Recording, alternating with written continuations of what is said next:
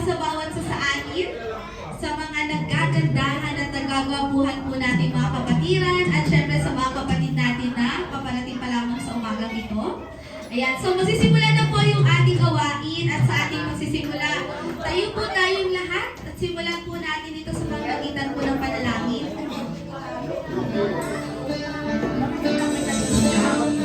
Sige po.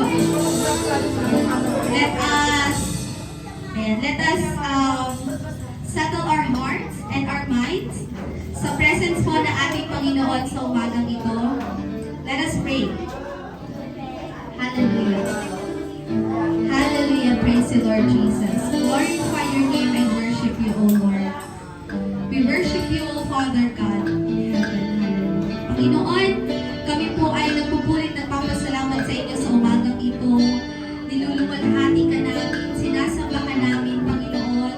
At this very moment, Lord Jesus, we are very grateful, Lord God, sa buhay na binigay mo po sa amin. Salamat, O Diyos, sa pag-iingat mo sa bawat isa para kami makarating dito sa iyong iglesia ng maayos, Lord God, nang may katiyakan sa aming mga sarili, Lord God, nang may katiyakan, Lord God, sa mararanasan namin, Lord God, ng presensya mo sa umagang ito. Diyos, ikaw po ang siyang patuloy na mamuna sa amin. Ikaw po ang siyang patuloy na ang iyong banal na spirito ang siyang kumilos sa aming kalagitnaan sa umagang ito. Ikaw po ang purihin, ikaw ang sambahin, ikaw ang luwalhatiin sa tanging pangalan ng iyong anak na si Jesus. Amen, amen, amen. Hallelujah. Sige po, pasakan natin ang ating Panginoon. Sabi nga po sa mga awit, chapter 95, tayo na't lumapit kay Yahweh na Diyos, siya ay awitan ang batong kubrihan. Atin niyang handugan, masayang awitan. Tayo na't lumapit sa kanyang presensya ng may pasalamat. Siya ay purihin ng may awitin, may tuwa at galak. Hallelujah! Sapagkat si Yahweh, siya ay dakilang na makapangyarihang Diyos at dakilang hari, higit pa sa sinuman ng ito Diyos. Nasa kanyang palad ang buong daigdig, pati kalaliman ang lahat ay kanya, pati ang mataas nating kabundukan. Kanya rin ang dagat at pati mga lupa na kanyang nilalang. Tayo na't lumapit sa kanyang sumamba at magbigay galang. Lumuhod sa harap ni Yahweh na siya sa ating may lalang. Siya ang ating Diyos at tayo ang bayan sa kanyang pastulan. Mga tupang kanyang inaalagaan. Amen? Hallelujah! Kaya po sa umagang ito, ating patuloy na awitan po ang ating Panginoon. Hallelujah!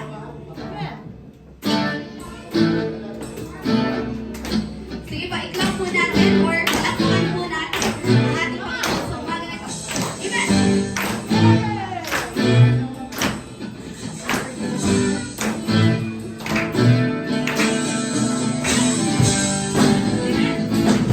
Woo! Hallelujah!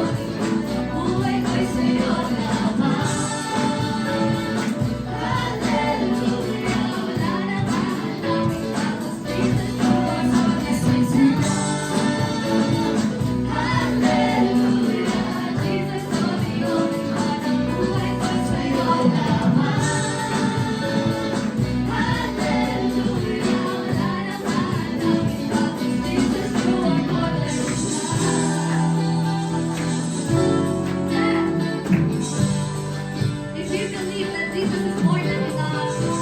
Awitin po natin to. Let's declare that Jesus is more than enough. Can I hear yung mga kababaihan? Let's sing this.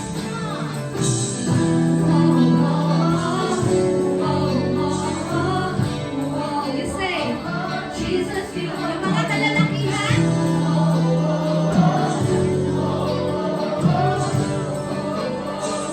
And yung mga kabataan din. Let's sing.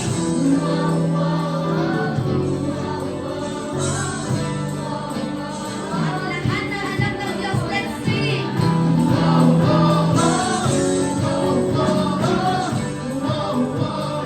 Jesus, you are more than enough.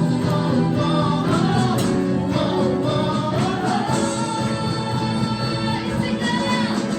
Sing along. Hallelujah. Jesus, you're the only one. Ang buhay ko sa'yo lamang. Hallelujah. Wala nang hahanapin mo.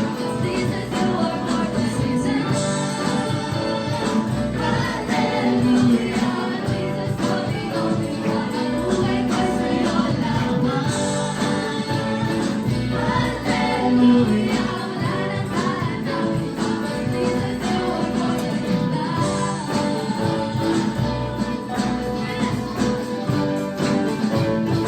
Jesus, you are more than enough.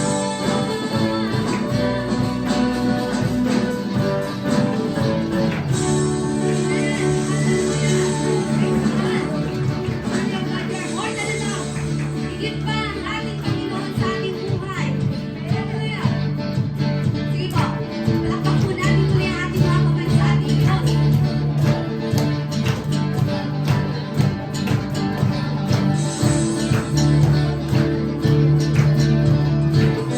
Marami pang nakako, ngunit di ang pag-ibig mo nasuko. Ikaw ang katiyakan, ako'y magtitiwala. Ikaw ang pag-asa, kakahapi ng lakas na ika'y kasama ko. Sa araw na to,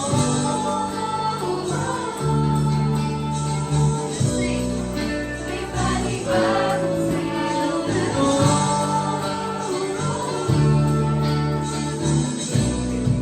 May bagong kabanata, may lakas na harapin ang bukas. Kabutihan mo'y paghahawakan ko. May panibagong simula. Hey!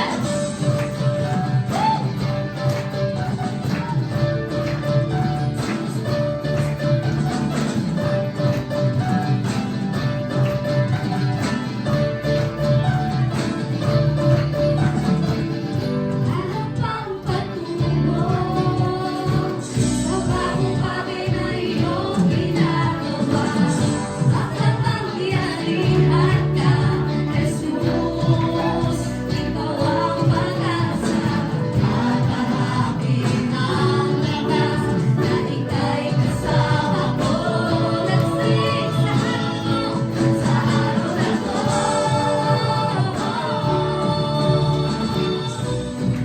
May panibagong sinulat ko.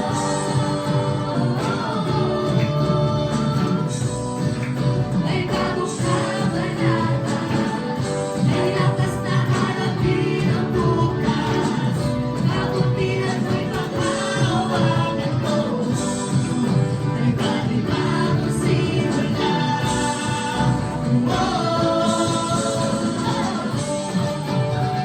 Sabi mo dun sa second verse, ulitin natin.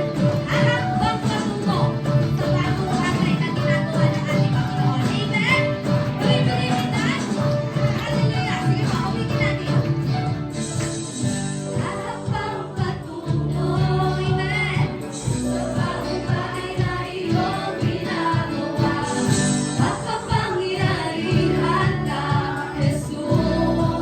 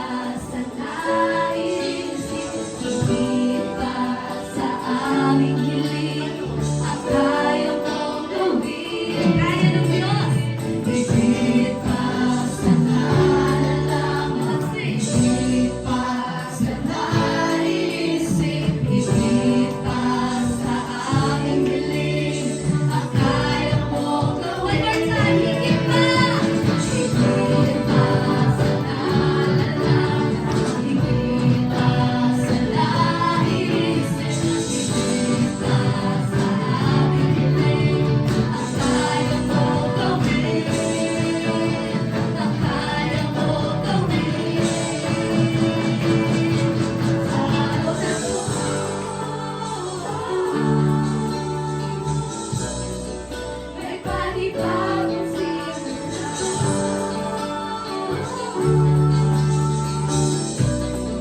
may bagong gawin sa araw na yes. May panibagong sa araw na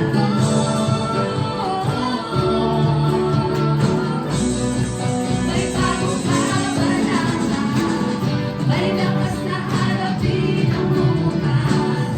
Kabutihan ko'y bangka, may lakas na harapin ang bukas. Kabutihan tayo palakpakan, Panginoon. May lakas na harapin ang bukas. Kabutihan ko'y pagkakawakan ko. May panibagong simula.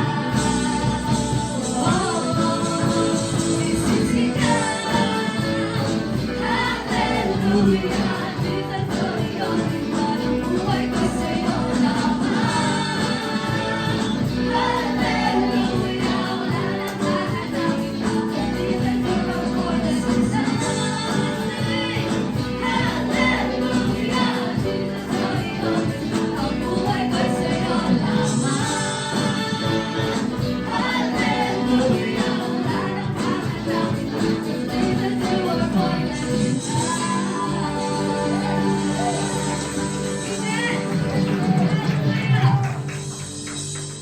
Hallelujah, praise the Lord. Truly, oh God, you are more than enough, oh God. Hallelujah. And kasama po sa pangako ng ating Panginoon ang walang imposible sa ating Diyos. Ang lahat sa atin ay may katiyakan. Lahat sa atin ay may kabuluhan. Kapag tayo nasa ating Panginoon. Sabi daw ng Lord, magtiwala ka sa akin. Believe in me. Sabi ng ating Panginoon. Everything will follow. Hallelujah, praise God.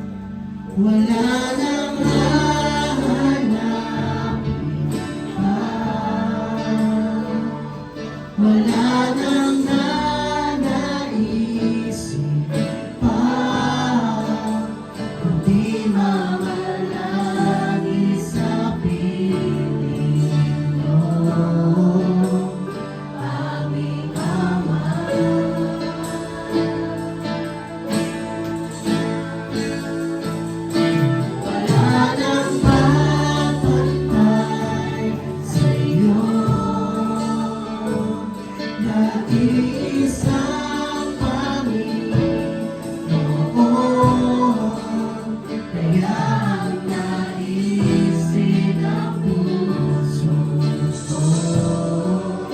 Sabihin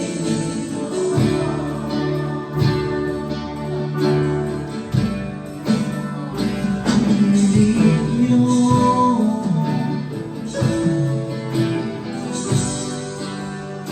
Minsan papapayapa.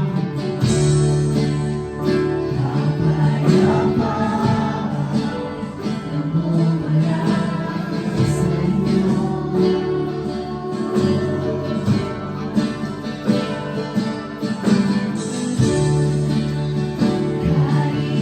Kaligayahan na umibig sa piling ko. Wala nang hahanapin pa. Wala nang nanaisip pa. Kundi mamalagi sa piling mo, aming Ama.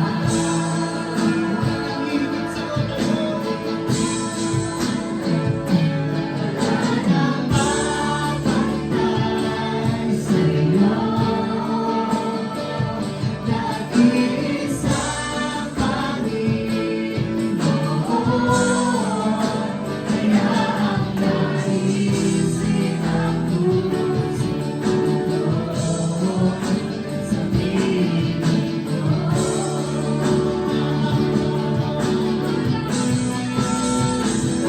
Wala nang hahanapin pa.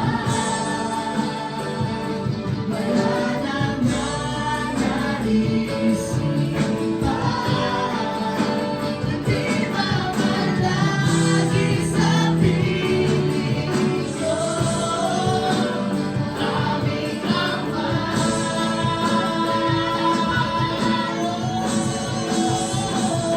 Wala nang mapapantay sa'yo,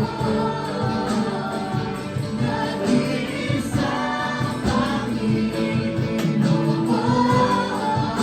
Kaya ang naisin ng puso ko'y sa piling ko.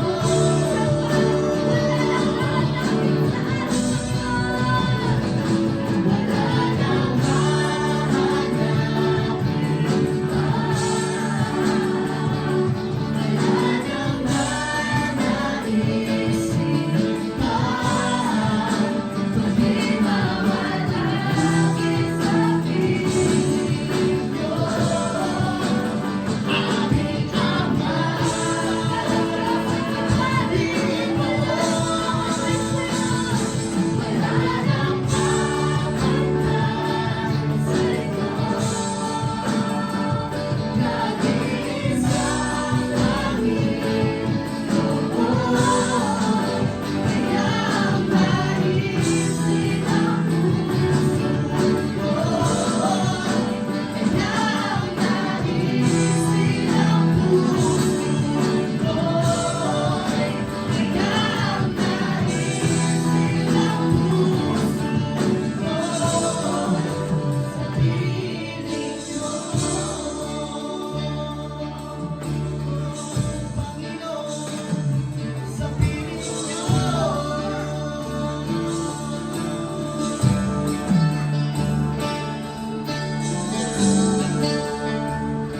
Wala nang papantay sa'yo, nag-iisang Panginoon.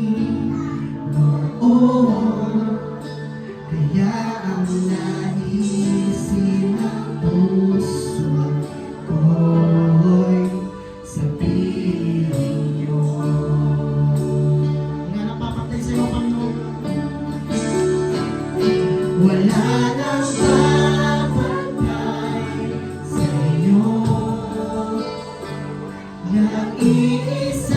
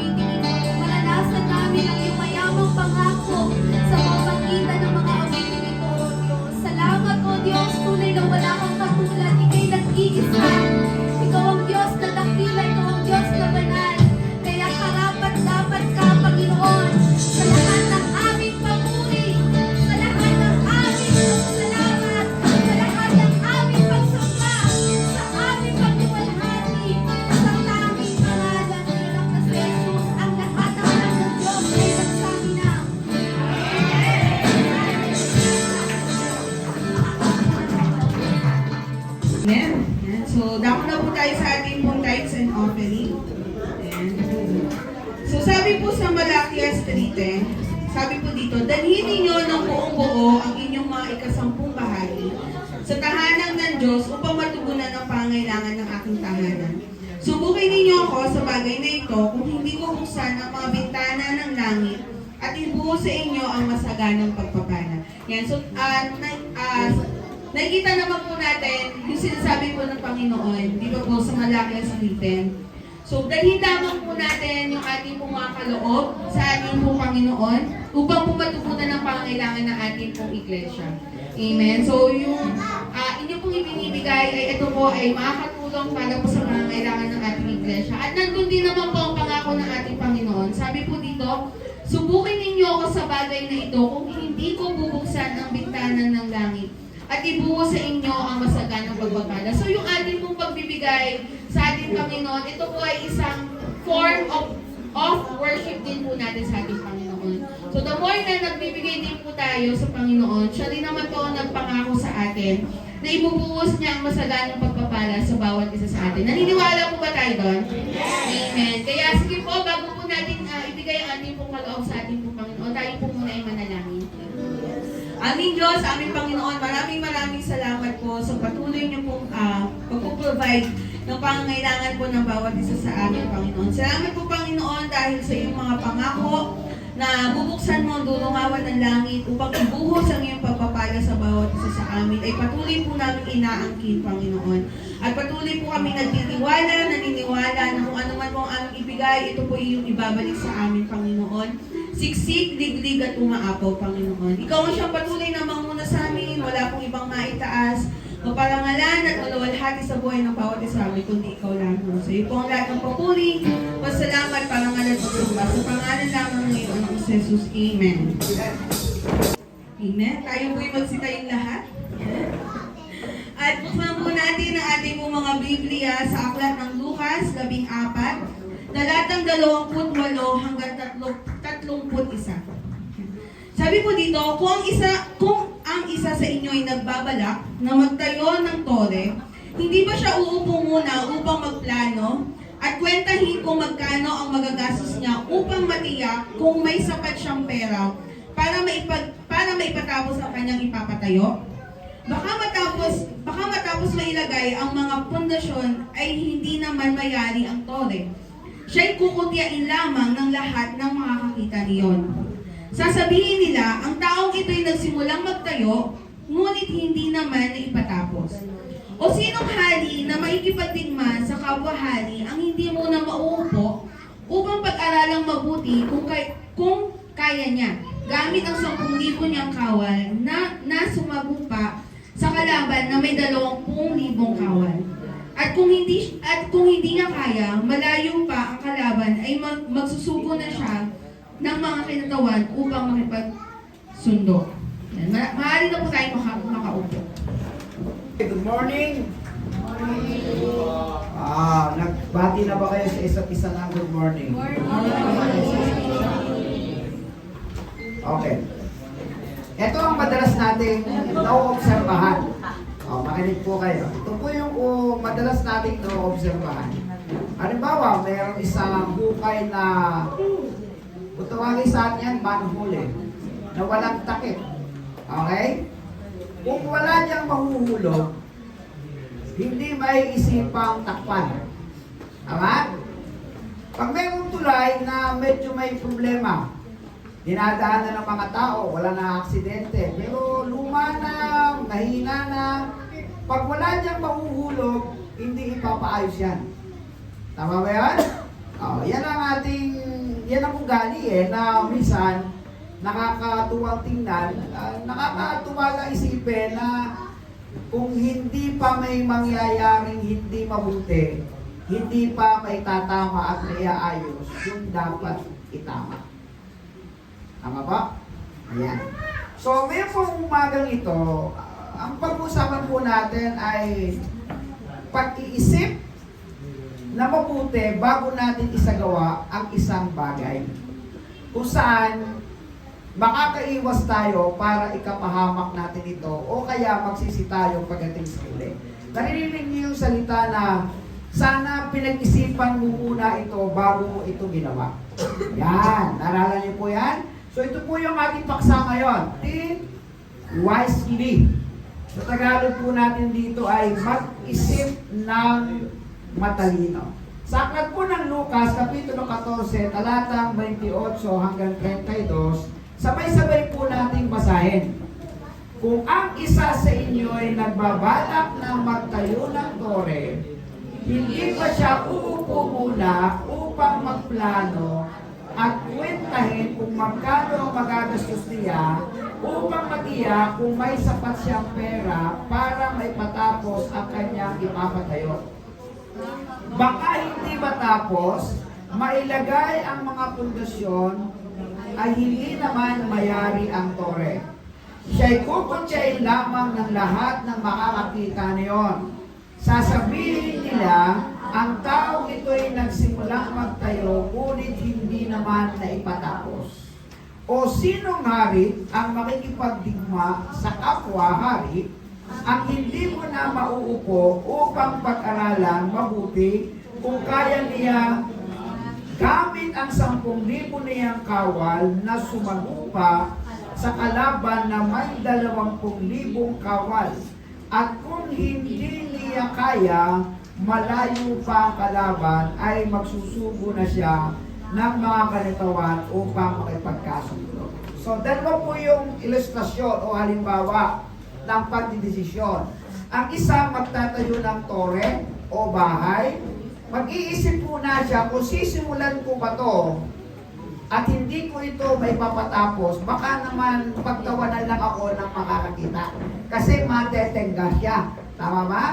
Ang isa naman, meron na kaming kalaban na marami, 10,000. Pagkatapos, 1,000 lang kami. Ang tanong dito, isasagupa ko ba siya? Matatalo lang naman kami. So, dalawa po yung halimbawang ipinigay po ng Biblia. Okay, makinig po kayo mabuti ha sa akin pong sinasabi at ito po'y mahalaga po para sa ating lahat. Okay po. So, tayo po ay hindi robot. We are not robot. No, hindi po tayo robot. Hindi tayo parang makinang disusi. Okay? Each of us has own free will. Bawat isa sa inyo, bawat isa sa atin, meron pong kalayaan na gumawa at kumilos sa ating sarili. Anong ibig po sabihin? You can plan on your own. Tama? Nakakapagplano kayo sa inyong sarili. You can decide on your own. Nakakapagpasya kayo, tayo sa ating sarili. You can succeed on your own. At makakapagtagumpay kayo o tayo sa ating ding sariling paraan.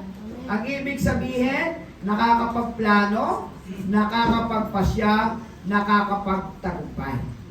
Ngayon, ito pong free will na sinasabi ko, yan po ay biyaya ng Diyos. Galing po sa Diyos yan. Sipin po ninyo kung ikaw ay robot o tayo ay mga robot dito. Gustuhin ko bang pumunta sa kanan, ayaw noong may gawa? Kaliwa ng kaliwa tayo. Tama ba? Gusto ko mang puntahan itong lugar na to, ayaw nung gumawa sa atin, hindi tayo makakapunta.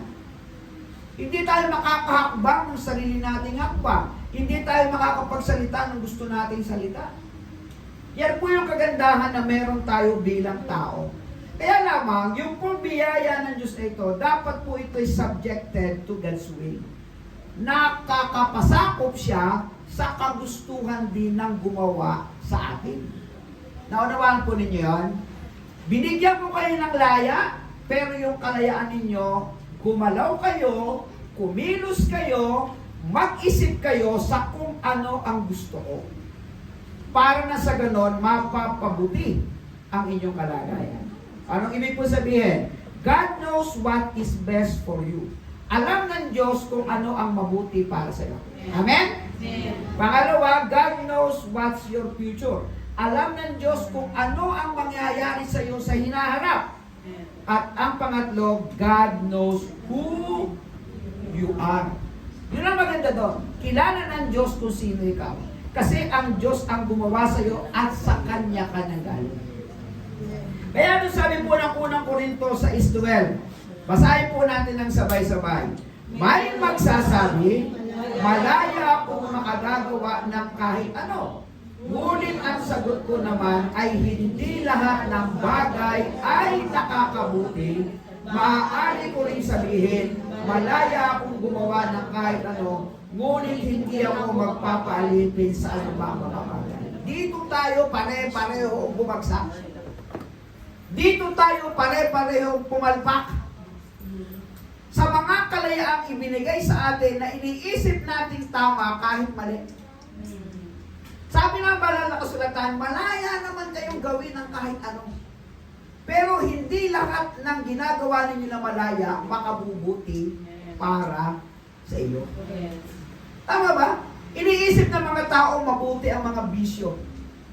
Akala nila okay yun, pero totoo hindi. Pero malaya nila itong naipagpapatuloy. Tama ba yan? So ito po yung katotohanan po dito. So, decision is always at risk.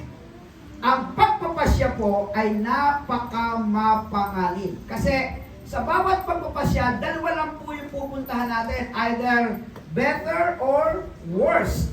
Either mapabuti ka o ikaw ay mapasama.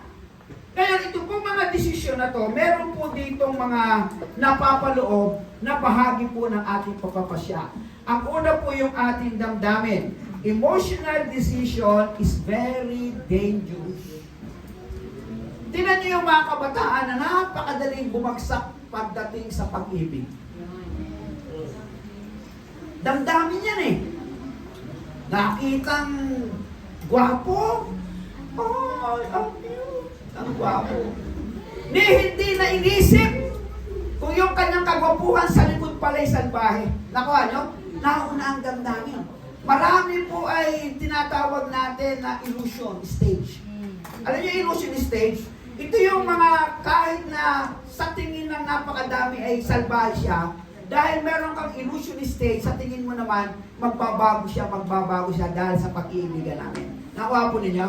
Kaya marami pong mga bata, mga kabataan na bubuntis eh. Gawa dito sa mga emotional decision na tinatawag natin.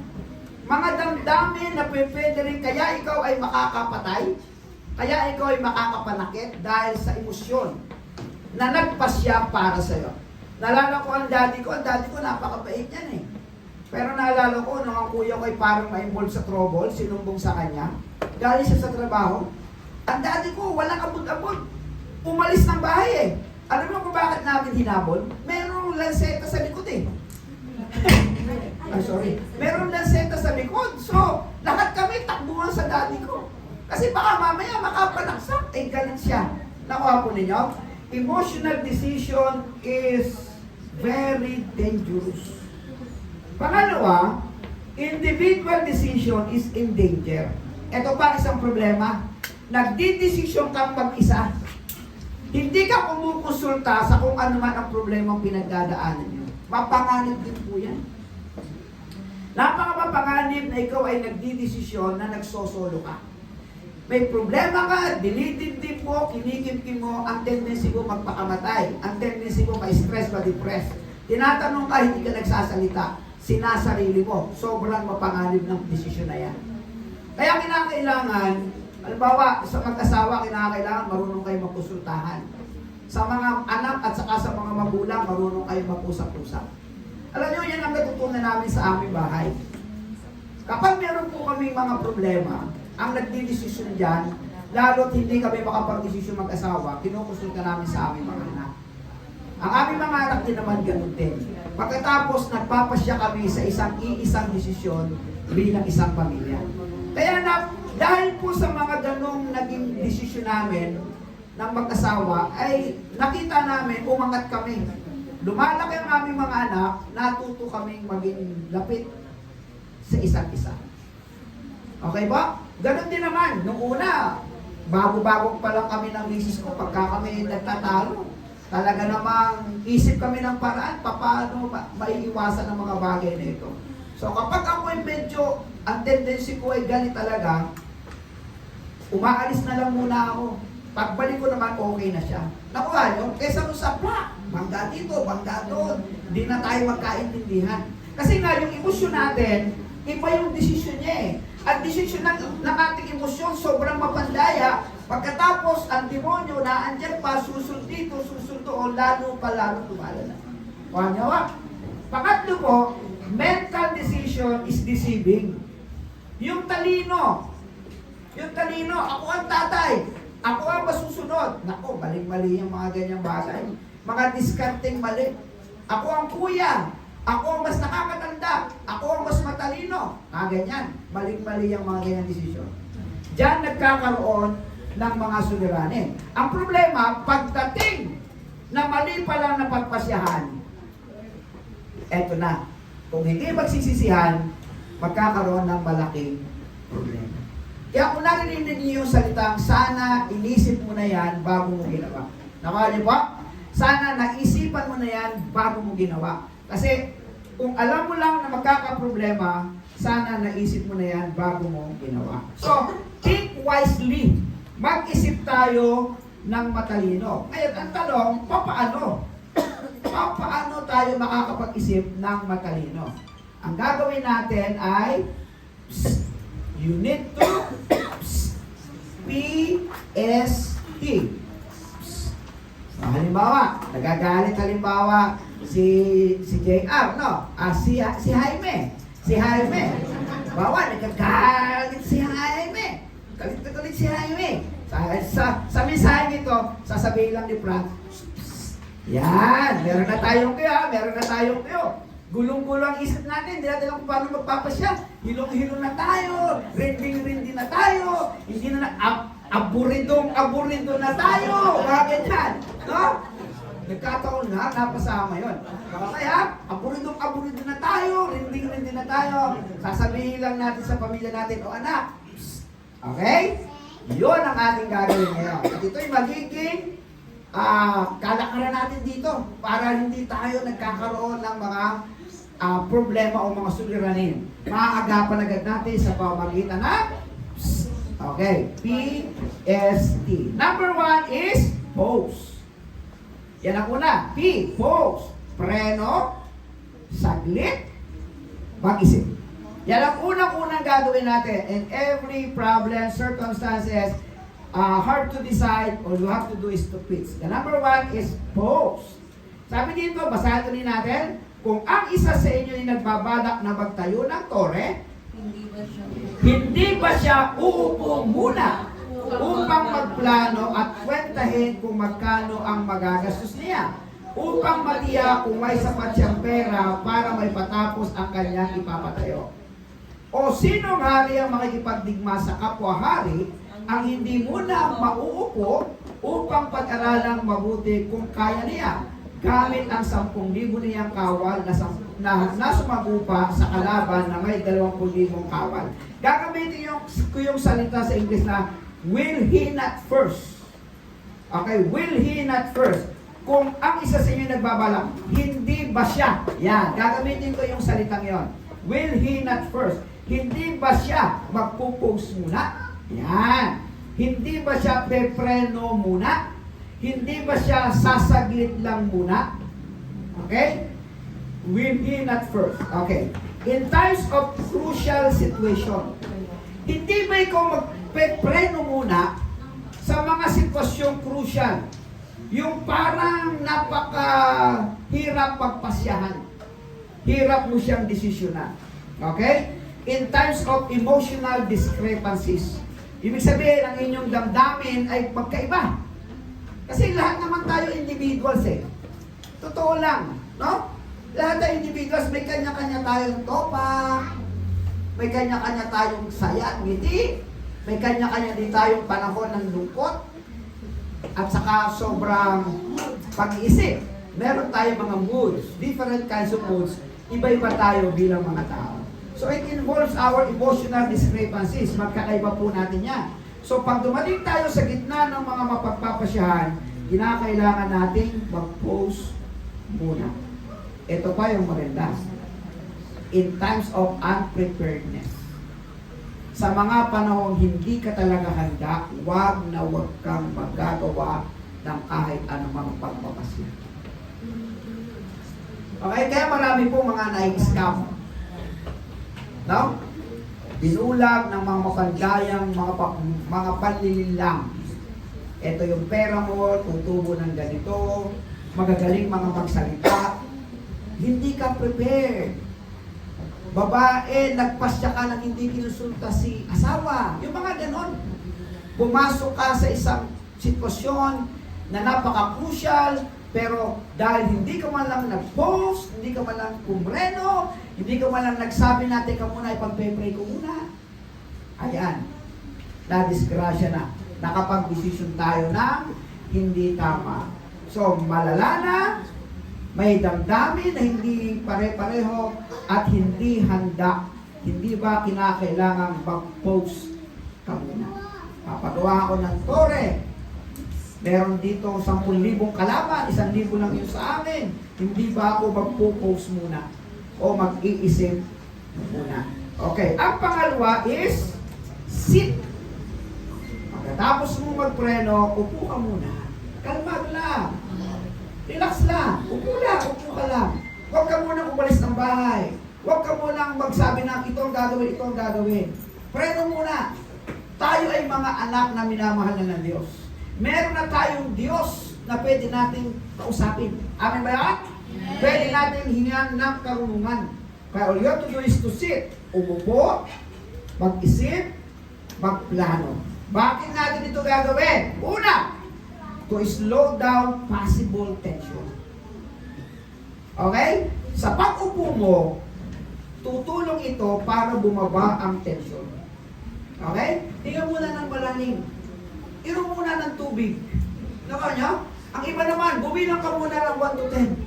At hupa na yan. Kalmado muna. Okay? Huwag mo muna siyang pupuntahan. Relax lang kayo.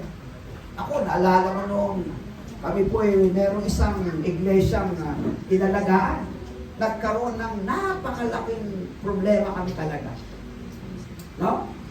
Medyo may kasilanan sa mag-asawa. Ang lalaki ang medyo nagka-problema. Nung malaman ito ng asawang babae, talaga naman, lagi may hawak na kutsilyo. Si misis ko, palagi nakaharang. Ha? Ako naman, kinukulong ko naman sa church.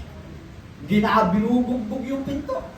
Sabi, lalaki, asawa ko, papasukin ko. Si Eli naman, panay naman ang harap. Kalma ka lang. Yun namang lalaking kinakausap ko, umiiyak. O ano, nagsisi ka na ba? Sisisi na. Ang tagal din namin inayos yun. Napakatagal. Pero kinailangan po namin talagang kalmahin muna. Kinakailangan magpreno, kinakailangan maupo to slow down possible tension. Pangalawa, to plan more effectively. Para makapagplano tayo ng mas epektibo. Okay ba? Kasi nga, sa huli, ang hirap magsisi sa mga maling pinagpasya. At ang pangatlo, to ask some advice. Para makahingi ka ng magandang plano o payo sa iyo. So, i-slow down ang tension, pipilitin mo mas maging epektibo, at makahingi ka ng tamang payo. Kaya kukunin ko naman yung salita, when he not first sit down, hindi ba siya mauupo muna? Okay, so hindi na natin babasahin yon. May panunuorin tayong video. Pakipatay nga muna yung ilaw. Ito yung galing kay Manilyn Reyes na nakuha ko na sa YouTube. Pero mukhang may kaugnayan sa pinag-uusapan natin, kaya kinuha ko siya. Sige, panoorin natin to. Saranan daw, parang basura. Pag hindi mo inamin, mapupulok, mangangamoy. At di magtatagal, matidiscover din. Ang pinagkaiba ng kasalanan sa basura, hindi mo ito pwedeng i-segregate, hindi ka pwedeng mag-recycle. Kaya nga, habang mas maaga, kung nagkasala ka, aminin mo na. Sabi sa'yo, mas makikinabang ka sa basura kesa sa kasalanan. Ulitin natin, isa pa. Ang kasalanan daw, parang basura. Pag hindi mo inamin, mapupulok, mangangamoy. At di magtatagal, matidiscover din. Ang pinagkaiba ng kasalanan sa basura, hindi mo ito pwedeng i-segregate, hindi ka pwedeng mag-recycle. Kaya nga, habang mas maaga, kung nagkasala ka, aminin mo na. Sabi sa'yo, mas makikinabang ka sa basura kesa sa kasalanan. Palapakan natin, ha?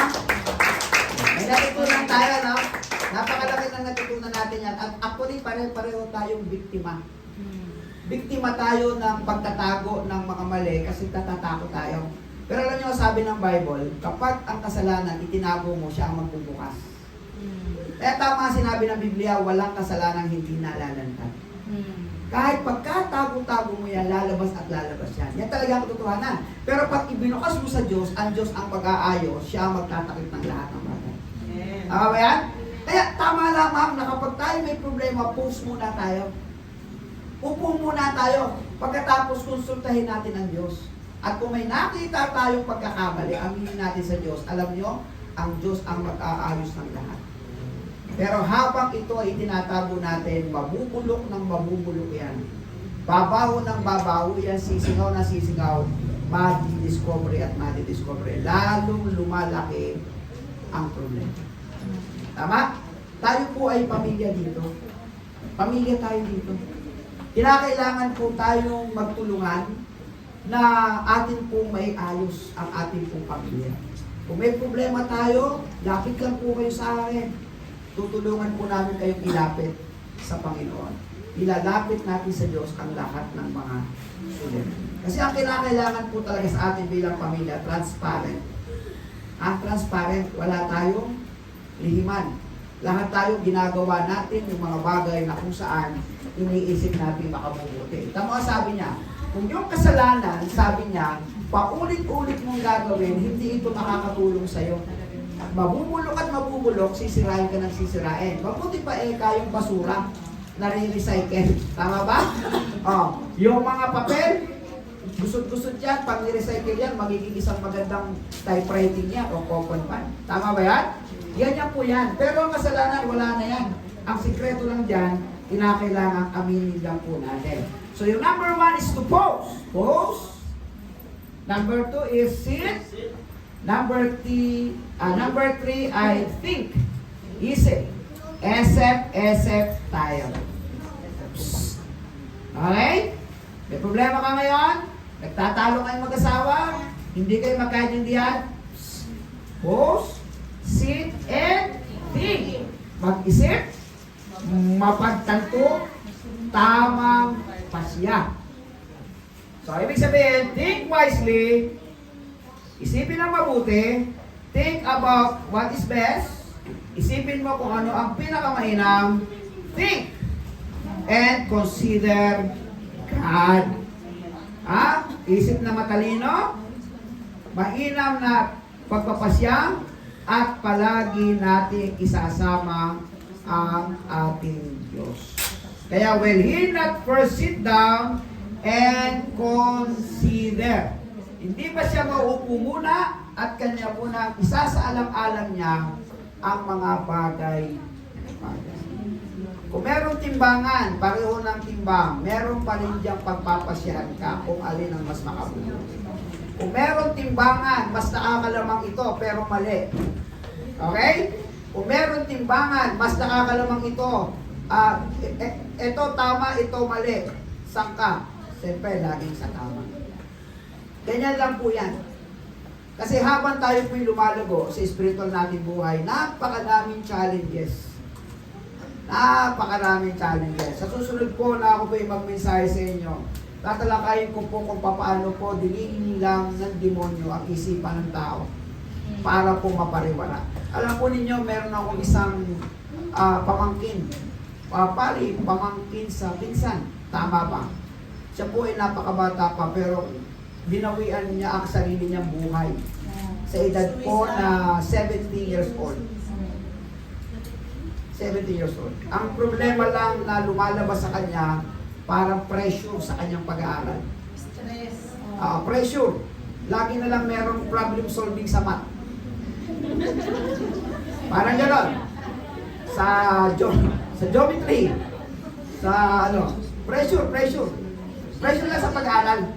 Para bang nagkasabay-sabay. Alam nyo, nung nag-aaral kami ni Mama, sa paano sa seminaryo. Kung kami po ay merong 21 units, so meron kaming 7 na subjects. Tama? Sa 7 subjects, meron kaming 7 teacher. Tama? Sa bawat teacher, may kanya-kanya kaming project at requirements. Sabay-sabay yun. Sabay-sabay. Ang hirap talaga. Ito, teacher dito, project doon, tapos deadline dito, deadline doon. Kaya wala kami ginawa kundi mag-library, may ganyan.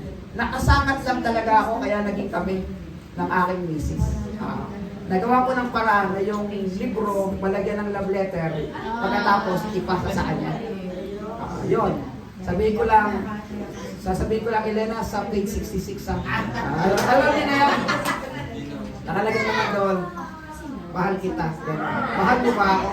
Ibabalik sa akin ang libro o sa page 76. Pagbukas ko naman, mahal din kita. Yun. Kasi kami, sa pamamagitan ng mga ganong mga bagay.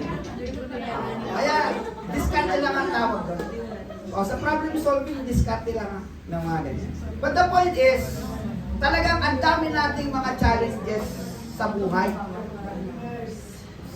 O, merong kalmado, merong mabigat, merong talagang palala na palala.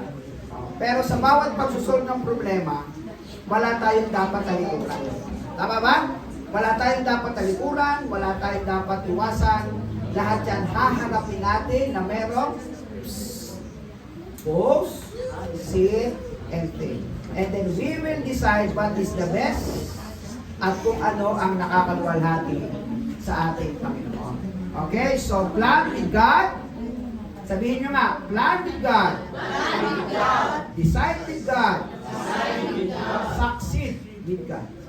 Ayan. Plano tayo kasama ang Diyos, magpasya tayo kasama ang Diyos, magtagumpay tayo kasama ang Diyos. Kaya pag meron tayong kinakaroon na problema, anong gagawin natin? Ano yung letter P? Pause, sit, and think. Think rightly. Okay. So, tayo umawit na. Kasama niyo ako aawit. Awitin natin yung mananalig. Sa Diyos natin, ibibigay, ipagkakatiwala ang lahat ng mga pinagpapasyahan natin. Hallelujah.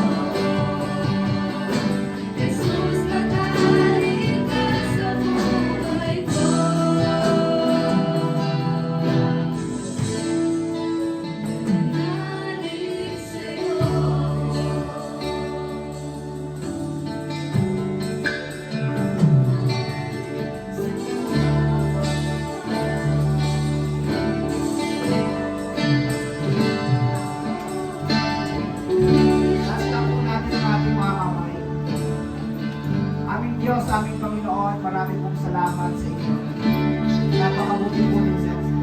Ikaw, O Diyos, ay tapat, banal, karapat-dapat na pong sambahin at karapat-dapat pong itaas ng iyong pangalan.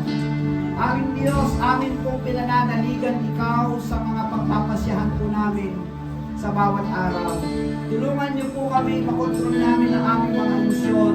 Tulungan niyo po kami magkaroon ng talino, karunungan na nagmumula sa iyo. Sapagkat bawat pagpapasya namin, pagka kami nagkamali, hindi lamang kami ang maapektuhan, kahit ang aming buong pamilya ay maapektuhan. Dito po sa iglesia, binubuo niyo para sa amin, para sa iyong kaluwalhatian. Kung magkakamali ako ng pagpapasya, kahabag-habag ang magiging kalagayan ng iglesia ito. At sa amin din naman, kung magkakamali kami ng mga pagpapasya, maapektuhan kami ng mga kapatid, mga mag-asawa, Panginoon, ay iyong mga anak sa lugar na ito. Kaya kami po ay nananalangin at nagpapasalamat sa mensahe mo sa amin ngayong oras na ito. Salamat, meron pong natala sa banal na kasulatan para kami ay mag-isip, para kami ay mag-post, para kami ay umupo, mag-sit, para kami ay mag-isip, mag-think, Panginoon, sa mga panahon na kung saan ay kinakailangan po namin pagpasyahan. Lalo po sa pagpapasya ng paglago naming espiritual. Ngayong 2024, kami po ay dumadalangin ng kalaguan sa aming pananalangin. Dagdag na kalaguan sa aming pagsamba. Dagdag pang kalaguan sa pagbabasa ng Biblia. Dagdag pang kalaguan sa pagpapatotoo ng aming buhay at pagiging bahagi ng pag-ibanghelyo. Aming Panginoon, aming Diyos, nakataas po ang aming mga kamay sa iyong harapan. Nagsasabing salamat po sa pagiging malaya. Salamat po dahil hindi niyo po sinasaklawan kung ano ang gusto namin. Pero madalas inaamin namin na sa bawat pagpapasya namin kami ay mali. Kami ay hindi tama ang pinagpapasyahan. Pero ngayong nakilala ka na namin, ngayong kayo na ang aming Panginoon ng aming buhay at tagapagligtas. Narito kami sa aming kalayaan na nanggaling sa iyo. Ipinasasakop namin ito sa iyong kalooban, sa iyong pagpapasya, sa iyong gustong mangyari na makabubuti para sa amin. Sa pamumuhay namin dito sa bansang Pilipinas, pamumuhay namin sa aming kanya-kanyang kapitbahay, saan man kami pumunta, sa pag-aaral man ito, sa eskwelahan, sa bawat pinapasukan naming trabaho, mga tao pinakausap namin araw-araw, pumagitna po kayo sa aming kalagitnaan, at bawat pagpapasyahan namin, ikukonsulta namin sa iyo, O Diyos, amin unang ipapanalangin, itutulog sa iyo, upang lahat ng aming gagawin, lahat ng aming hakbangin sa aming buhay Kristiyano, ay makatitiyak na naaayon